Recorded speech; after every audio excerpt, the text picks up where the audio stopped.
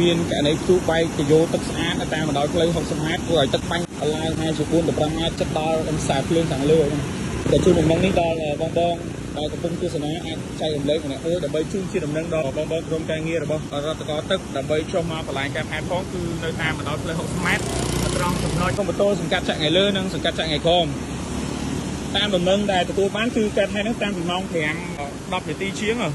ឡូវម៉ោង6 ជាងហើយទឹកនៅតែបាញ់ឡើងកម្ពស់ប្រហែលជា4-15 ម៉ែត្រដដែលផ្លូវខាងនោះគឺលិចប្រហែលជាមួយកណាត់ដែរហើយបងដែលទស្សនាឲ្យចែករំលែកអ្នកមួយផងដើម្បីជួយដំណឹងឲ្យបងរដ្ឋកោទឹកបានដឹងផងបាទនៅចំណុចកើតហេតុនេះអត់ទាន់ឃើញពួកគាត់មកទេ